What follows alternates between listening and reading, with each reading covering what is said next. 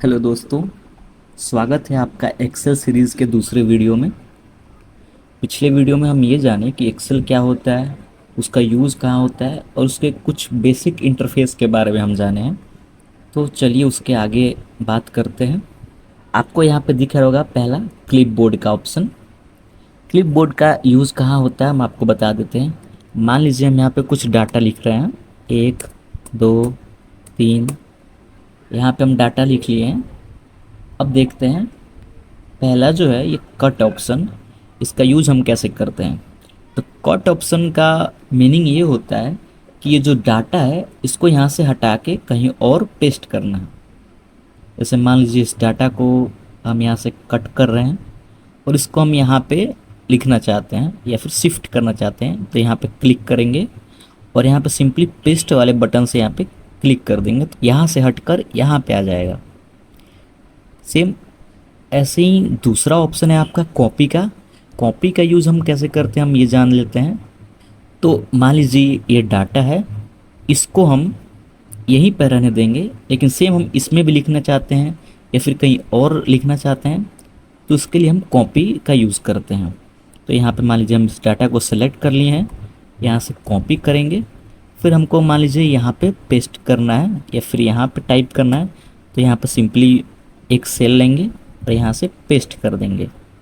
और आपको ये ध्यान देना है कि कॉपी करते टाइम आपको सारा सेलेक्ट करना रहता है डाटा सारा, लेकिन पेस्ट करते टाइम सिंपली आप यहाँ से एक सेल लेंगे और यहाँ से सीधे पेस्ट कर सकते हैं।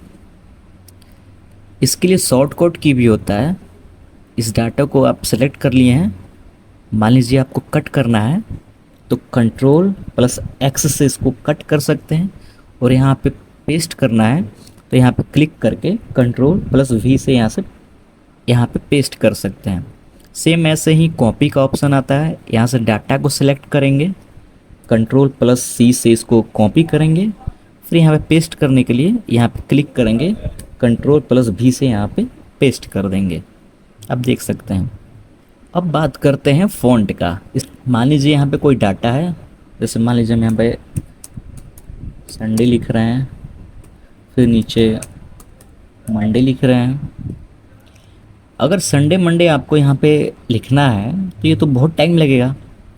इसके लिए तो एक्सेल जो है वो बहुत समझदार सॉफ्टवेयर है। आपको लिखने के लिए यहाँ तक लास्ट तक लिखना नहीं पड़ेगा एक एक करके। यहाँ पे आप 2 लिख दिए हैं तो सिंपली आप यहाँ पे सेलेक्ट कीजिए, यहाँ पे आपको प्लस का आइकन दिख रहा होगा, यहाँ पे आप सेलेक्ट कीजिए तो माउस के लेफ़्ट बटन से इस प्लस के आइकन पे आप क्लिक कीजिए, उसको ड्रैग करते हुए नीचे लेके आ जाइए। आप देख सकते हैं ऑटोमेटिक यहाँ पे डाटा फिल हो गया है। सेम ऐसे ही अगर आपको यहाँ पे जनवरी लिखना है, फरवरी लिखना है, सेम ऐसे ही आपको यहाँ पे प्लस आइकन पे क्लिक करना है, माउस के लेफ़्ट बटन से आपको यहाँ पे प्लस वाले आइकन पे क्लिक करना है और नीचे स्क्रॉल करते हुए आ जाना है। आप देख सकते हैं ये ऑटोमेटिक यहाँ पे फिल हो गया है डाटा। सेम ऐसे ही आपको 1 लिखना है, 2 लिखना है, फिर 3 लिखना है। ऐसे तो आप लिखेंगे तो बहुत टाइम लगेगा। इसके लिए भी सिंपली आप यहाँ पे क्लिक कीजिए और कंट्रोल बटन को प्रेस करके रखिए, फिर प्लस वाले आइकन पे क्लिक कीजिए और नीचे ऐसे स्क्रॉल करते हुए आ जाइए। आप देख सकते हैं डाटा अपने आप फिल हो गया है। ये जो फ़ॉन्ट वाला जो आपको टूल बार दिख रहा है, इसमें बहुत सारे टूल्स हैं। तो इसका यूज़ हम कैसे करते हैं एक एक करके जान लेते हैं। तो पहला है इसका बोल्ड ऑप्शन। बोल्ड का यूज़ कैसे करेंगे, मान लीजिए इस डाटा को हमें हाईलाइट करना है तो इसको हम सेलेक्ट करेंगे, फिर यहाँ पे बोल्ड वाले ऑप्शन पे आके इसको बोल्ड करेंगे तो देखिए आप यहाँ पे हाईलाइट हो गया है। फिर यहाँ पे इटैलिक का, इससे क्या होता है जो आपका फ़ॉन्ट का स्टाइल है वो चेंज हो जाता है, इटैलिक फॉर्म में आ जाता है। आप यहाँ पे देख सकते हैं। इसको मान लीजिए सारे डाटा को हमें इटैलिक फॉर्म में इसको चेंज करना है, सिंपली यहाँ पे क्लिक करेंगे तो आप देख सकते हैं ये इटैलिक फॉर्म में आ गया है। फिर यहाँ पे है अगला अंडरलाइन का। अंडरलाइन का यूज़ करेंगे, जैसे सारे डाटा को हम सेलेक्ट कर लिए हैं, फिर यहाँ पे अंडरलाइन पे क्लिक करेंगे तो इसके नीचे अंडरलाइन बन जाएगा। अगर चाहते हैं आप डबल अंडरलाइन बने तो यहाँ से आप इस वाले पे बटन पे क्लिक करेंगे और डबल अंडरलाइन पे क्लिक करेंगे तो आप यहाँ पे डबल अंडरलाइन देख सकते हैं। यहाँ पे आपको बहुत सारे फ़ॉन्ट के ऑप्शंस मिल जाएंगे। जैसे बहुत सारे ऑप्शन है यहाँ पे। जैसे हमें किसी डाटा के फ़ॉन्ट को चेंज करना है तो उस डाटा को यहाँ पे सेलेक्ट करेंगे। फिर यहाँ से फ़ॉन्ट वाले ऑप्शन पे आके बहुत सारा फ़ॉन्ट है यहाँ पे सेलेक्ट कर सकते हैं। यहाँ से इसके साइज को बड़ा छोटा कर सकते हैं। जो सिलेक्ट रहेगा वही बड़ा छोटा होगा, आप देख सकते हैं। फिर अगला ऑप्शन है आपका यहाँ पे बॉर्डर का। बॉर्डर का यूज़ हम कैसे करते हैं ये भी जान लेते हैं। मान लीजिए हम इस डाटा को सेव कर रहे हैं तो ये जो आपको ये दिख रहा है 1 1 2 2 3 3, तो ये जो सेव होगा ना तो ये ऐसे टेबल के फॉर्म में नहीं दिखाएगा आपको, ये बिल्कुल सिंपल वाइट बैकग्राउंड में ही दिखाएगा। तो इसको टेबल फॉर्म में लाने के लिए हमें यहाँ पे सेलेक्ट करना रहेगा डाटा को। फिर यहाँ पे बॉर्डर पे आएंगे, यहाँ से बॉर्डर सेलेक्ट करना पड़ता है। मान लीजिए ये ऑल बॉर्डर है, ऑल बॉर्डर पे हम क्लिक करेंगे तो देखिए आप यहाँ पे ये बॉर्डर बन गया है अपने आप। अगला ऑप्शन है आपका यहाँ पे फिल कलर का। फिल कलर का यूज़ हम कैसे करते हैं हम ये जान लेते हैं। जैसे मान लीजिए यहाँ पे ये डाटा है, इसके बैकग्राउंड के कलर को हमें चेंज करना है तो इसके लिए फिल कलर का यूज़ करते हैं। जैसे आपको यहाँ पे वाइट बैकग्राउंड इसका दिख रहा होगा सिंपल सा, इसको हम चेंज करना चाहते हैं तो सिंपली इस डाटा को सेलेक्ट करेंगे। फिल कलर में आके कोई सा भी कलर चेंज कर सकते हैं। जैसे मान लीजिए हमें ब्लैक करना है, ऑरेंज करना है, रेड करना है, तो यहाँ पे आप सेलेक्ट कर सकते हैं। ये आपका बैकग्राउंड का कलर चेंज हो जाएगा। अगला है आपका ये फ़ॉन्ट कलर। फ़ॉन्ट कलर में क्या होता है, ये बैकग्राउंड का कलर ना चेंज होके बस ये जो आप 1 1 1 2 2 दिख रहा है ये चेंज होगा। इसके लिए भी आपको यहाँ पे सेलेक्ट करना पड़ेगा। फिर फ़ॉन्ट कलर पे आके वाइट कलर करना है वाइट कलर कर सकते हैं, ब्लैक करना है ब्लैक कर सकते हैं। ऐसे बहुत सारे कलर के ऑप्शन हैं। आगे और हम जानते हैं, यहाँ पे अलाइनमेंट वाला ऑप्शन आपको दिख रहा होगा। सबसे ऊपर यहाँ पे आपको दिख रहा होगा टॉप अलाइन, फिर आपको यहाँ पे दिख रहा होगा मिडिल अलाइन, फिर आपको दिख रहा होगा यहाँ पे बॉटम अलाइन। इसका यूज़ कैसे करते हैं, जैसे मान लीजिए ये डाटा है, ये अभी है बॉटम अलाइन में, मतलब कि नीचे की तरफ है। आपको ऐसे समझ में नहीं आ रहा है, आपको ये डाटा दिख रहा होगा संडे का, तो ये अभी है ये बॉटम अलाइन में। फिर इसको हम अभी टॉप अलाइन में करेंगे तो ये ऊपर की तरफ आ जाएगा। देखिए थोड़ा ऊपर गया है। फिर इसको मिडिल में लाना चाहते हैं तो यहाँ पे मिडिल अलाइन पे क्लिक करेंगे तो ये बीच में आ जाएगा।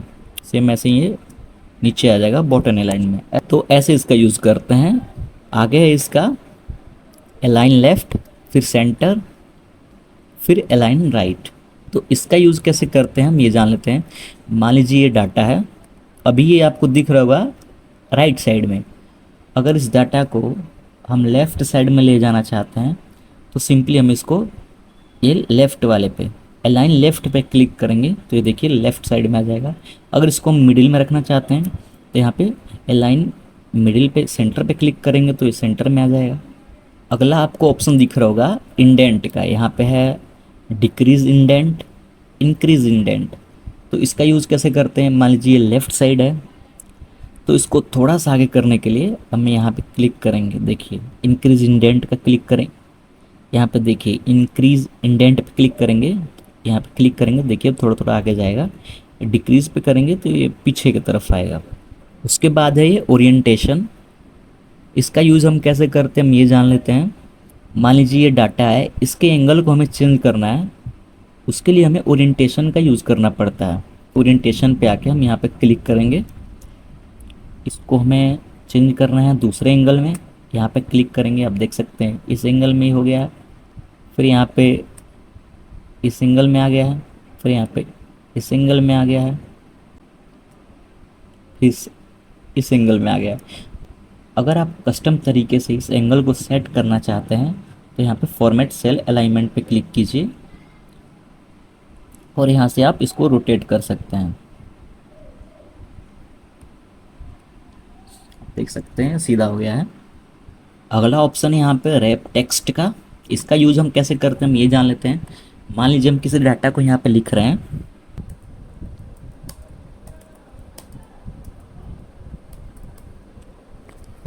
यहाँ पे हमने डाटा लिया है तो ये बड़ा होने की वजह से कॉलन में भी आपको दिख रहा होगा। तो इसके लिए हम यहाँ पे सिंपली रैप टेक्स्ट पे क्लिक करेंगे तो ये एक ही सेल में आ जाएगा, आप देख सकते हैं। अगला ऑप्शन है मर्जन सेंटर का। इसमें मान लीजिए एल और एम ये अलग अलग है, दोनों बीच में लाइन सा है। इसको आप एक में करना चाहते हैं, इसको मर्ज करना चाहते हैं तो मर्जन सेंटर का यूज़ करेंगे। तो एक में करने के लिए आपको सिंपली यहाँ से सेलेक्ट कर लेना है, फिर मर्ज एंड सेंटर वाले ऑप्शन पे आना है और मर्ज सेल करेंगे तो आप देख सकते हैं ये बीच का जो लाइन है वो हट गया है, एक में ये मर्ज हो गया है, एक में मिल गया है। अगला ऑप्शन है आपका यहाँ पे मर्ज एंड सेंटर का। इस पर हम क्लिक करेंगे। ये जो आपको डाटा दिख रहा है ये सेंटर में आपको नहीं दिख रहा है, तो इसके लिए हम यहाँ पे मर्ज एंड सेंटर पे क्लिक करेंगे तो आप देख सकते हैं बिल्कुल ये बीच में हो गया है। तो मर्ज एंड सेंटर का यूज़ हम कैसे करते हैं ये भी जान लिए हैं।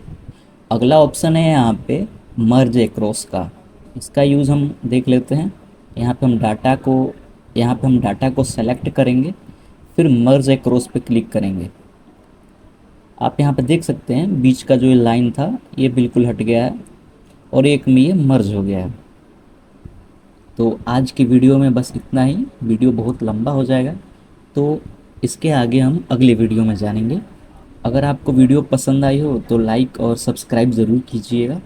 धन्यवाद।